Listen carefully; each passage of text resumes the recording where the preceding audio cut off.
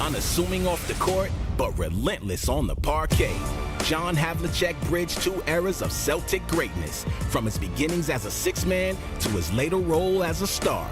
Hondo stole his way into Boston lore, becoming the franchise's all-time leading scorer. He gets it out deep, and Havlicek steals it over the sand goal. Havlicek stole the ball. John Havlicek was one of the all-time great athletes in the NBA. 10 seconds, 8 seconds. Havlicek jump shot, no good. His own rebound is good. Superb conditioning, could run all day and never get tired. I remember he had these gigantic hands for a guy that was, 6'5", 6'6". Great defender, just a great competitor. You just knew that he might not beat you with points one night. He was just going to beat you. He was going to out-compete you, outrun you, out-hustle you, out-defend you, out-jump you. That's what he brought to the Celtics. I can remember when he first came in the league, he wasn't that great of a scorer, but he became the sixth man. County perfected that role that a former player, Frank Ramsey, had developed for the Celtics. The other thing about John was always interesting. He was sort of a perfectionist. Every single play, he expected all of us to run it exactly the way we practice it.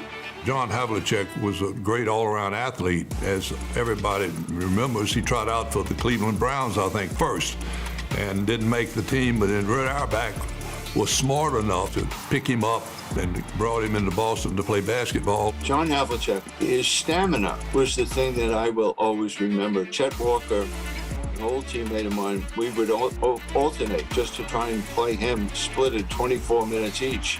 And he's playing 48 minutes, and he would just run you to death. And you just shoot the ball, huh? Just get it over with, get it over with. Well, you can't think about the first half of NBA history to date without thinking about the dominant Boston Celtics teams. And you can't think about those dominant Celtics teams without thinking about John Havlicek. Where is his place in NBA history in your mind? Oh, one of the greats, no doubt, Matt. I mean, a player who came in an era with Russell and Cousy and those guys and really stood out on his own, was steady and consistent throughout his entire career. What I love was his stamina. He was one of those guys who never got tired, constant movement.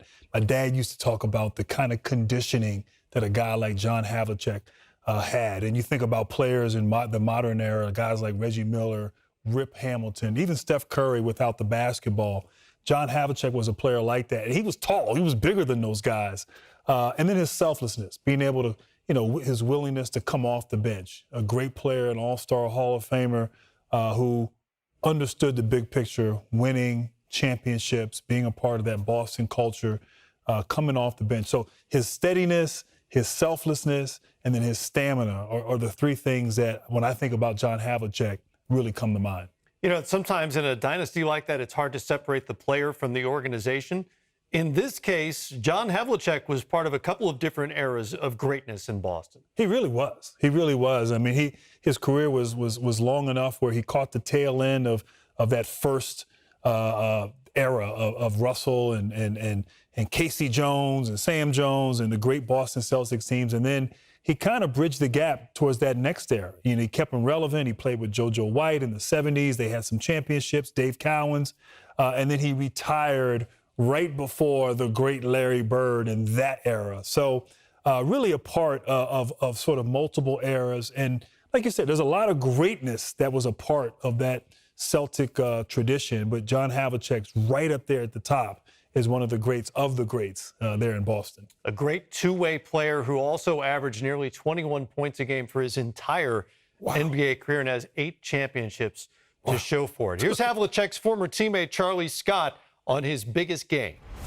And the most important game is the triple overtime game against Phoenix in the 1976 championship game. Here come the Celtics. Clock will start when it's touched. Havlicek touches it.